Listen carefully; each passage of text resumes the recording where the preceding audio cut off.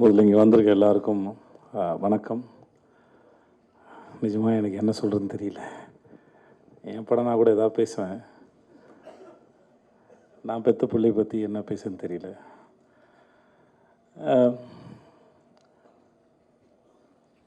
முதல்ல மாஸ்டர், உங்களுக்கு ரொம்ப நன்றி மாஸ்டர்.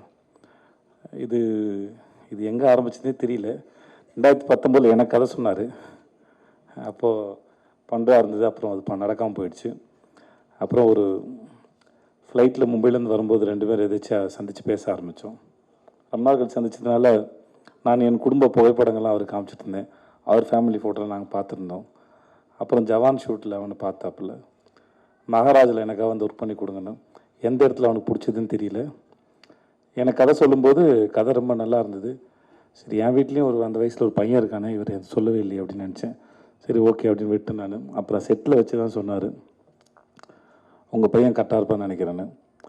எனக்கு ஒரு மாதிரி சந்தோஷமும் இருந்தது, ஆனால் பயமும் இருந்தது. ஏன்னா அது அவன் எப்படி பண்ண போகிறானோ, இல்லை அப்போ தான் காலேஜ் படிச்சுட்டு இருந்தான், அப்போ தான் சேர்ந்துருந்தான். பட் எதுவாக இருந்தாலும் எனக்கு என் பையனுடைய முடிவுகளை அவனே எடுக்கணும்னு தான் நான் விரும்பினேன். நான் அது இன்னும் அவருக்கு ஒரு முறை 14 வயசு இருக்கும்போது சின்பாத் படம் அடிக்கும்போது, இப்போ ஏர்போர்ட்டில் மற்ற இடங்களும் அவனையே பழக விட்டேன். அவனே வந்து சொன்னான், அப்போ நான் இன்னும் வளரலை, என்னை தனியாக விடாது அப்படின்னு அவனே வந்து என்கிட்ட சொன்னான். இல்லைடா, அது பழகிடும் தான் நினச்சேன். ஏன்னா எங்கள் அப்பா என்னை அப்படி தான் வளர்த்தாரு. ஸோ அதனால் அது ஹெரிட்டேஜாக வர ப்ராப்ளம் நினைக்கிறேன் நான். ஸோ இந்த விஷயத்தை அவனே ஹேண்டில் பண்ண தான் நினச்சேன். ஸோ அவனும் கதை கேட்டான், மாஸ்டர் சொன்னாங்க, ரொம்ப பிடிச்சிருக்குனாங்க. இப்படி தான் அது ஆரம்பிச்சது. மற்றபடி அதுக்கப்புறம் நாங்கள் 2 பேர் எதுவும் படத்தை பற்றி பெருசாக பேசிக்கல. ஏன்னா நிறையா பிறந்ததும் நிறையா பேசியிருக்கோம், வாழ்க்கையை பற்றி பேசியிருக்கோம், படிப்பை பற்றி பேசியிருக்கோம், நிறைய பேசியிருக்கோம் 2 பேரும். நான், என் பொண்ணு, என் பொண்டாட்டி. சில சமயம் எங்கள் வீட்டில் உட்காந்து பேசுகிறது வந்து 1 மணி நேரம் கான்வர்சேஷனாக ஓடும். நான் நடித்த வேலை பார்த்த அனுபவங்களை உட்காந்து வீட்டில் பேசுவேன் நான். சில சமயம் வந்து சில சீன் பண்ணது, அதோட எக்ஸ்பீரியன்ஸ் ரொம்ப நல்லாயிருக்கும், ஒரு ஐடியா வந்தது நல்லாயிருக்கும். அது நான் என் குழந்தைங்களோட பகிர்ந்துக்க ஆசைப்படுவேன். ஏன்னா என் தொழில் சினிமா தான், நாங்கள் தான் வேலை பார்க்குறேன். ஸோ அதனால் என் தொழிலோட அனுபவங்களை, எப்படி இந்த மூளை இயங்குச்சு, எப்படி வேலை பார்த்தேன், மற்றவங்க எப்படி வேலை செய்கிறாங்க, இந்த மனித மனமும் இந்த மூளையும் எப்படி சிந்திக்குது அப்படிங்கிறது வந்து நான் என் தொழில் வழி தான் சொல்லிக் கொடுக்க முடியும். மோஸ்ட்லி அப்படி தான் சொல்லிக் கொடுக்கறது இல்லை, அது டிஸ்கஷனாக இருக்கும். சொல்லுவேன் நான், எனக்கு பொண்டாட்டி பிள்ளைங்க இருக்குது, வேலை இருக்குது, கடன் சுமைகள் இருக்குது, அப்புறம் பாதுகாப்பு சார்ந்து நிறையா சிந்திக்க வேண்டியது இருக்குது. ஆனால் குழந்தைகளாக இருக்க உங்களுக்கு எந்த பாரமும் இல்லை. அதனால் நான் பேசுகிற கருத்துக்களை கேட்டு உங்களுக்கு ஏதாவது கருத்து இருந்தால் கூட என்கிட்ட பகிர்ந்துக்கோங்க, அது எனக்கும் உதவியாக இருக்கணும் அப்படின்னு ஒரு ஜனநாயக முறையில் தான் டிஸ்கஷன் இருக்கும் மோஸ்ட்லி. அது ஒரு வயசுக்கு மேலே அப்படி தான் வச்சுக்கிட்டேன். ஸோ அதனால் அவனுடைய விஷயங்களில் வந்து அவன் தான் தேர்ந்தெடுக்கணும், அது அவன் தான் முன்னாடி எடுத்துகிட்டு போகணும். பின்னாடியே வந்து எதையாவது சொல்லிக்கிட்டே இருந்து வளர்த்துக்கிட்டே இருக்கிறது இல்லை புள்ள. ஒரு ஸ்டேஜ் மேலே அதுவாக வளர்ந்துட்டு போகணும் தான் நினச்சேன். அதனால தான் அவனுடைய பூஜைக்கு வர்றதோ மற்ற எந்த விஷயங்களும் பெருசு தலையிடலை. ஷூட் நடக்கும்போது நான் போல ஒரே ஒரு முறை தான் போனேன். மாஸ்டர் அப்போது ஒரு விருது வாங்கினார்னு சொன்னாங்களே, ஆஸ்காருக்கு இனியா, அந்த சமயத்தில் அவருக்கு வாழ்த்தலான்னு போனேன். அப்போ தான் ட்ரெய்லரே பார்த்தேன். மற்றபடி எப்படா போகுதுன்னு கேட்பேன், அப்பா நல்லா போகுதுப்பா அப்படின்னு ஒரு சண்டை காட்சியில் ஏற்பட்ட அந்த குரல்லாம் மாறி இருக்கும். பட் அவன் அதை ரொம்ப என்ஜாய் பண்ணான். நீ என்ஜாய் பண்ணுறியாடான்னு கேட்டேன். நான் ரொம்ப என்ஜாய் பண்ணுறேன், அவ்வளோதான் தேவை வழியே. மற்றபடி எனக்கு அவனுக்கான விஷயங்களை அவனால் தேர்ந்தெடுக்க முடியும். அவன் முன்னாடி பார்த்துப்பான்னு தெரியும்.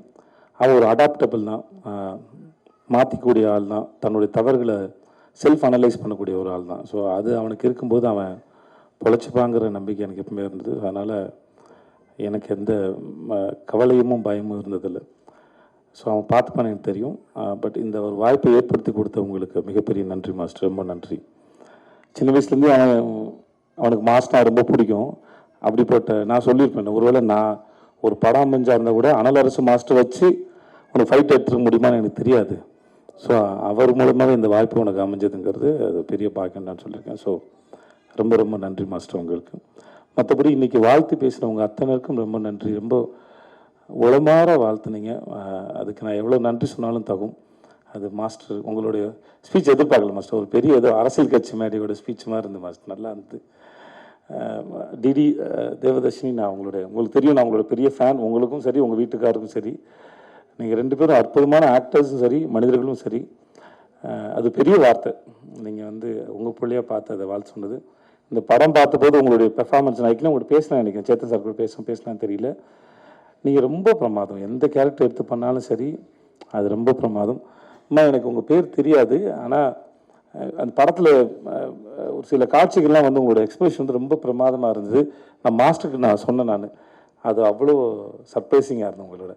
உங்களுடைய படங்களில் நீங்கள் பண்ணுறது ரொம்பவே நல்லா இருந்தது. ப்ளீஸ் உட்காருங்க. அபி உட்கார் அபி, அதெல்லாம் உட்கார். நான் அவளை குழந்தையிலேருந்து பார்த்துட்ருக்கேன். தர்மபுரியில் எனக்கு அக்கா பொண்ணாக நடித்தா, இப்போ என் கூட வெப் சீரிஸ் நடிக்கிறா. அவருடைய வளர்ச்சி எனக்கு ரொம்ப சந்தோஷத்தை கொடுக்குது. எனக்கு உங்கள் பேரும் தெரியாதுமா, வாழ்த்துக்கள். உங்களுக்கு என்னுடைய வாழ்த்துக்கள். சக்தி எல்லாரும் ஒருத்தர், விவேகா சார், சிவா சார், உங்கள் எல்லாருக்குமே என்னுடைய மிகப்பெரிய மனமார்ந்த நன்றி. வந்த உங்களுக்கும் நன்றி. பாண்டவ சார் உங்களுக்கும் நன்றி சார். வினோத் சார் உங்களுக்கும் நன்றி. எனக்கு வேறு என்ன சொல்கிறதுன்னு தெரியல. படம் நல்லா வந்திருக்கு. என் குழந்தைக்கு இப்படி ஒரு அனுபவம் கிடைச்சதுக்கும், முதல்ல அவனை ஸ்கூலில் சேர்க்கும்போது எனக்கு ஒரு மாதிரி அப்படின்னு இருந்தது. இப்போ அந்த மாதிரி தான் நம்ம குழந்தை அந்த உலகத்தில் ஒரு கால் எடுத்து வைக்கும்போது ஒரு நர்வஸ்னஸ் இருக்கும். பக்கத்தில் க்ரீன் பார்க்கில் என்னுடைய முதல் படத்தோட ஆடியோ லான்ச் நடந்தது. அப்போது ஒரு மாதிரி ரொம்ப படபடன்னு இருந்தேன் நான். இப்போ அதோட பல மடங்கு படபடன்னு இருக்கேன். பட் ஆனால் ரொம்ப சந்தோஷமாக இருக்கேன். ரொம்ப நன்றி வந்தவங்க அத்தனைக்கும், இந்த நாளுக்கு ரொம்ப நன்றி. Thank you so much. இது என்னோட என் பொண்டாட்டிக்கு இது ரொம்ப பெரிய சந்தோஷம். அதனால் அவளுக்கு பேசுறது கொஞ்சம் கூச்சமாக இருக்கும். அதனால் அவளுக்கும் சேர்த்து நான் நன்றி சொல்லிக்கிறேன். என் மகளுக்கும் சரி, இவங்க எல்லாருக்கும் சேர்த்து நான் அவங்க எல்லாருக்கும் நன்றி சொல்லிக்கிறேன். Thank you so much. தேங்க்யூ. எல்லாருக்கும் வணக்கம். வந்திருக்க press and our chief guest எல்லாருக்குமே ரொம்ப நன்றி. ரொம்ப டைம் ஆகிடுச்சு, மன்னிச்சிக்கோங்க. ப்ரெஸ்லாம் ரொம்ப டயர்டாக இருக்கீங்க.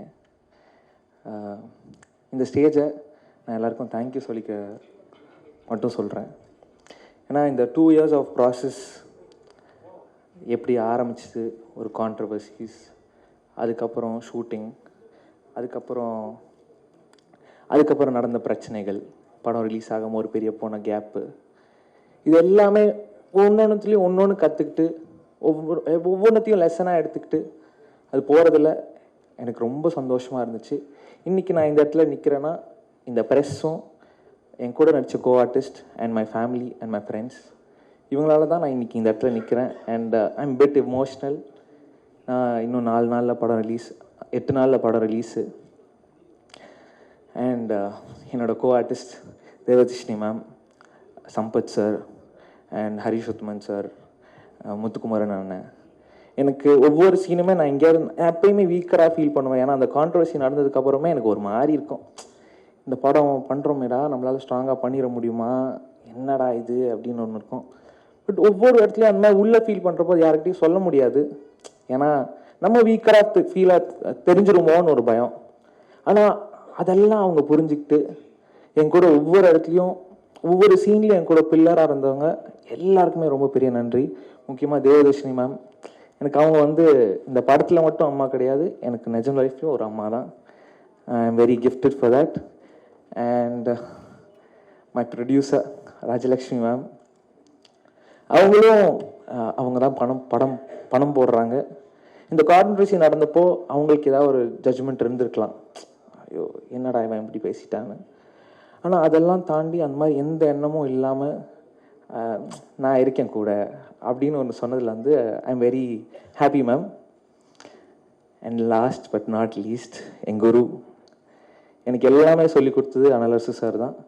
நான் இப்போ ஒவ்வொருத்தையும் என் காஸ்டியூம்லேருந்து நான் நடிக்கிற ஸ்டைல் வரைக்குமே it's from him. And I'm very thankful and grateful for you sir. மற்றபடி yes I'm happy. July 4th Phoenix வருது, எல்லோரும் தேட்டரில் போய் பார்ப்பீங்கன்னு நம்புகிறேன். அண்ட் உங்கள் கருத்துக்களை சீக்கிரம் சொல்லுங்கள், நான் எதிர்பார்த்து வெயிட் பண்ணுறேன். இந்த லேர்னிங்க்கு ரொம்ப நன்றி. And I'm very happy. Thank you.